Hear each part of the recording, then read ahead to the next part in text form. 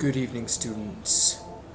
I am Professor Badass, and tonight I'm giving you the initial thoughts of Batman Arkham City. Batman Arkham City is the sequel to Batman Arkham Asylum. I personally have not played Arkham Asylum, so I really can't compare the two.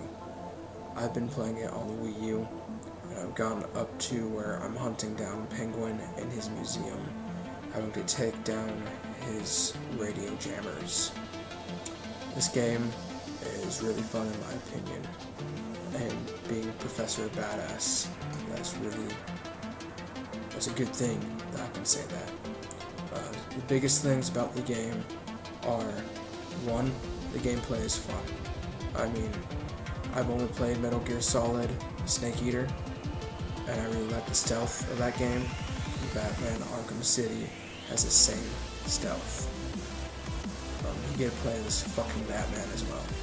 I mean, any little kid's dream is to play as Batman. Sorry to disappoint And you boys. in Batman Arkham City, obviously you get to play as him, and you get to play as Catwoman. Those are two good things. Third and final item I'm going to talk about tonight is that the game can be very intense at times. By intense, I am talking about being stealthy and you're hiding behind a crate and you can see the enemy right there, and you debating whether or not to flee or wait and hope he goes around so you can take him out silently.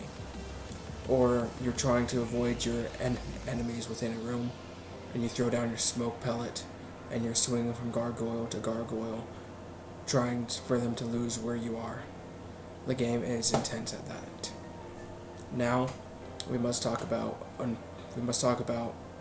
unfortunately, what is bad. The biggest thing about this game that I find is bad is that for moving from point A to point B, there is some very mundane dialogue.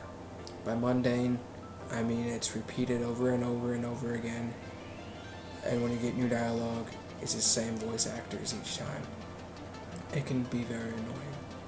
You just find yourself saying same things they say because you've heard it 20 times from moving from one point to the other. I understand why they do this, because the map is huge.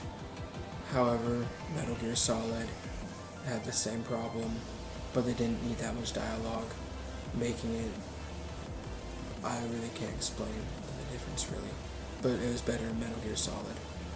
The other thing is the controls can be a little difficult to grasp. With the two triggers, them all doing different functions. However, the biggest problem is mashing the X button to attack, and then occasionally hitting the Y button to counter. You get so caught up in just mashing the X button that you get beaten up. They could have implemented a little better battle system, but I'm just nitpicking. But as a professor, that's my job. I highly recommend this game to any Batman fan, any person who has a Wii U.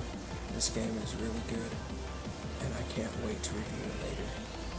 Alright students, this is Professor Badass, and this lecture is over.